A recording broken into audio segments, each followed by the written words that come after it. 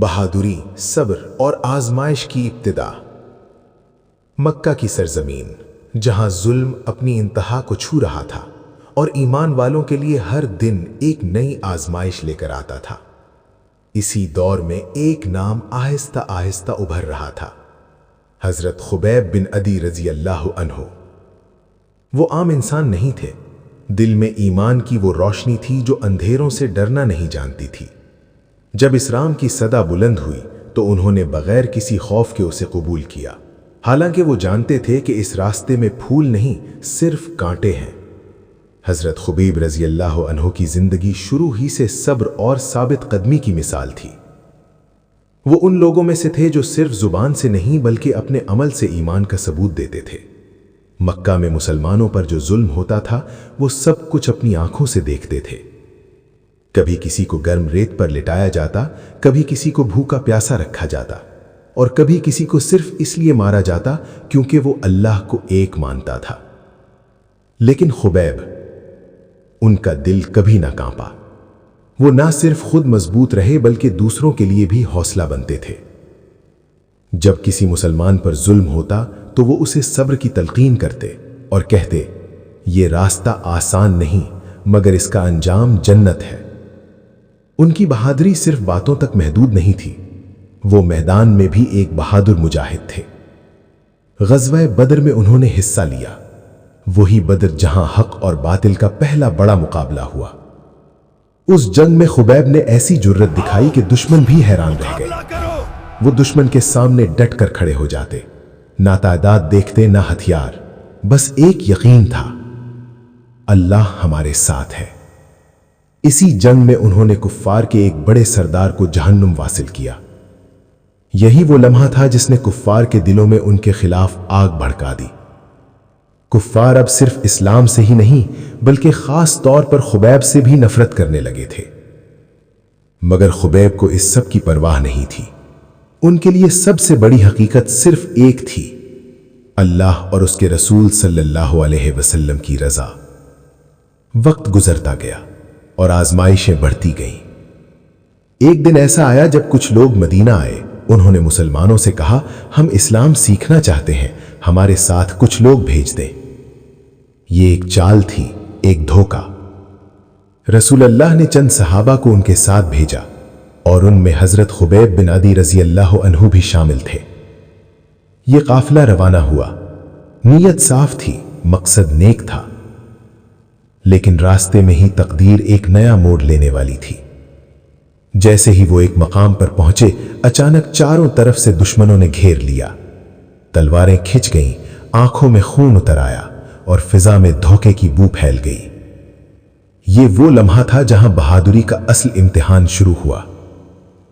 کچھ صحابہ وہیں لڑتے ہوئے جان دے دی اور کچھ کو قید کر لیا گیا۔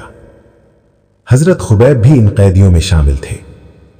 لیکن حیرت کی بات یہ تھی کہ قید ہونے کے باوجود ان کے چہرے پر نہ خوف تھا نہ گھبراہٹ، جیسے انہیں پہلے سے معلوم ہو، یہ راستہ مجھے کہاں لے جا رہا ہے۔ وہ خاموش تھے مگر ان کا صبر چیخ چیخ کر کہہ رہا تھا، ایمان کبھی نہیں جھکے گا۔ یہ قیدیوں کو مکہ لے جایا جا رہا تھا، وہی شہر جہاں کبھی حضرت خبیب بن عدی نے حق کے لیے ظلم کے خلاف تلوار اٹھائی تھی۔ آج وہی شہر انہیں ایک قیدی کے طور پر دیکھ رہا تھا۔ گلیوں میں شور تھا، لوگ جمع ہو رہے تھے، ہر آنکھ میں نفرت، ہر زبان پر بدلہ، کیونکہ یہ صرف ایک قیدی نہیں تھا، یہ وہ شخص تھا جس نے بدر میں ان کے سرداروں کو مارا تھا۔ حضرت خبیب کو مکہ کے ایک گھر میں قید کر دیا گیا، ہاتھ بندھے ہوئے، راستے بند، مگر دل، وہ تو آج بھی آزاد تھا۔ کفار چاہتے تھے کہ وہ ڈر جائیں، ٹوٹ جائیں، اپنے دین سے ہٹ جائیں، مگر خبیب کے اندر جو ایمان تھا وہ پہاڑ سے بھی زیادہ مضبوط تھا۔ قید کے دن گزرتے گئے لیکن ان کا معمول نہیں بدلا۔ وہ عبادت کرتے، اللہ سے باتیں کرتے اور ہر لمحہ صبر کا مظاہرہ کرتے۔ ایک حیران کن واقعہ بھی پیش آیا۔ کہا جاتا ہے کہ جس گھر میں وہ قید تھے وہاں کی ایک عورت نے دیکھا کہ خبیب کے پاس تازہ انگور موجود ہیں، حالانکہ اس وقت مکہ میں انگور کا موسم بھی نہیں تھا۔ وہ حیران رہ گئی کیونکہ ایک قیدی جس کے پاس کوئی ذریعہ نہیں، اس کے پاس یہ رزق کہاں سے آیا؟ تب اسے احساس ہوا کہ یہ کوئی عام انسان نہیں، یہ اللہ کے خاص بندوں میں سے ہیں۔ لیکن دوسری طرف کفار کے دلوں میں رحم نام کی کوئی چیز نہیں تھی۔ وہ روز آتے، انہیں تانے دیتے، کہتے اب بتاؤ تمہارا اللہ کہاں ہے، کون بچائے گا تمہیں؟ مگر خبیب کا جواب ہمیشہ خاموشی اور سکون ہوتا، نہ غصہ نہ شکایت، صرف صبر۔ یہ صبر کفار کو اور زیادہ جلاتا تھا۔ انہوں نے فیصلہ کیا اب وقت آ گیا ہے کہ خبیب کو عبرت کا نشان بنایا جائے۔ مکہ کے لوگوں کو جمع کیا گیا، ایک میدان تیار کیا گیا جہاں انہیں سرعام شہید کیا جانا تھا۔ یہ صرف ایک قتل نہیں تھا، یہ ایک پیغام تھا کہ جو اسلام قبول کرے گا اس کا یہی انجام ہوگا۔ حضرت خبیب کو قید سے نکالا گیا اور راستے میں لوگ انہیں دیکھ کر ہنستے، تانے دیتے، مگر وہ ان کا چہرہ پرسکون تھا، جیسے وہ کسی خوفناک انجام کی طرف نہیں بلکہ کسی عظیم کامیابی کی طرف جا رہے ہوں۔ جب انہیں سولی کے قریب لایا گیا تو کفار نے ایک آخری موقع دیا۔ انہوں نے کہا اگر تم چاہو تو آج بھی بچ سکتے ہو، بس محمد صلی اللہ علیہ وسلم کا انکار کر دو۔ یہ وہ لمحہ تھا جہاں کمزور ایمان والا شاید ہار مان لیتا، لیکن خبیب نے جو جواب دیا وہ تاریخ میں ہمیشہ کے لیے لکھ دیا گیا۔ انہوں نے کہا خدا کی قسم میں یہ بھی گوارا نہیں کر سکتا کہ محمد صلی اللہ علیہ وسلم کو ایک کانٹا بھی چکھے اور میں آرام سے زندہ رہوں۔ یہ سن کر پورا مجمع خاموش ہو گیا۔ یہ الفاظ نہیں تھے، یہ محبت کی انتہا تھی۔ کفار غصے سے پاگل ہو گئے۔ انہوں نے فیصلہ کر لیا اب کوئی رعایت نہیں ہوگی۔ حضرت خبیب نے اس موقع پر ایک درخواست کی، مجھے 2 رکعت نماز پڑھنے کی اجازت دے دو۔ کفار نے اجازت دے دی اور پھر وہ منظر آیا جسے تاریخ کبھی نہیں بھول سکتی۔ ایک قیدی، موت چند لمحوں کی دوری پر، لیکن وہ سکون سے کھڑا ہے اور اپنے رب کے سامنے جھک رہا ہے۔ انہوں نے بڑی خشوع و خضوع سے نماز ادا کی، ہر سجدہ، ہر دعا جیسے آخری ملاقات ہو اپنے رب سے۔ نماز ختم کی تو فرمایا اگر مجھے یہ ڈر نہ ہوتا کہ تم سمجھو گے کہ میں موت سے ڈر گیا ہوں تو میں نماز کو اور لمبا کرتا۔ یہ سن کر کفار بھی حیران رہ گئے۔ یہ کیسا انسان ہے جو موت کے سامنے بھی نہیں ڈر رہا بلکہ سکون سے کھڑا ہے؟ اور اب وہ لمحہ قریب آ رہا تھا جب زمین ایک عظیم قربانی کی گواہ بننے والی تھی۔ اب وہ لمحہ قریب تھا جس کے لیے کفار بیتاب تھے اور جس کا انتظار خبیب رضی اللہ صبر کے ساتھ کر رہے تھے۔ انہیں سولی پر چڑھایا جانے لگا۔ لوگوں کی نظریں ان پر جمی ہوئی تھیں۔ کفار چاہتے تھے کہ وہ آخری لمحوں میں ٹوٹ جائیں، کوئی کمزوری دکھائیں، کوئی خوف ظاہر کرے، مگر جو منظر سامنے آیا وہ ان کی تمام امیدوں کے برعکس تھا۔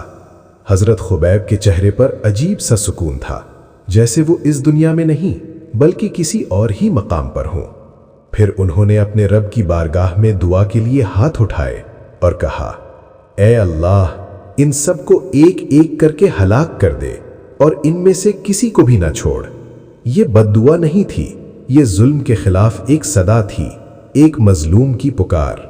پھر انہوں نے چند اشعار بھی پڑھے جن کا مفہوم تھا مجھے اس بات کی کوئی پرواہ نہیں کہ میں کس حال میں مارا جا رہا ہوں جبکہ میری موت اللہ کی راہ میں ہو رہی ہے۔ یہ الفاظ سن کر کچھ دل کانپ گئے، لیکن ظلم اندھا ہوتا ہے۔ کفار نے حکم دیا اور نیزے اور تیر ان کے جسم کی طرف بڑھنے لگے۔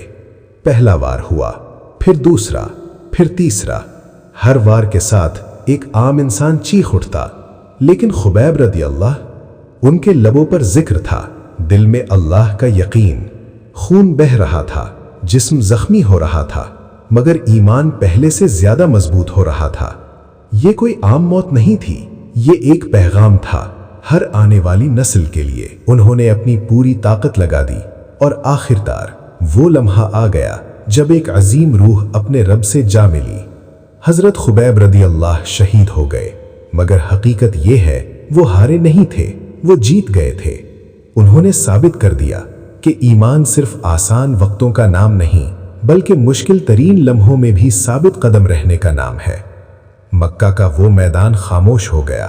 کچھ دلوں میں پہلی بار سوال پیدا ہوا، کیا واقعی یہ دین سچا ہے؟ اور یہی وہ اثر تھا جو ایک شہید چھوڑ کر جاتا ہے۔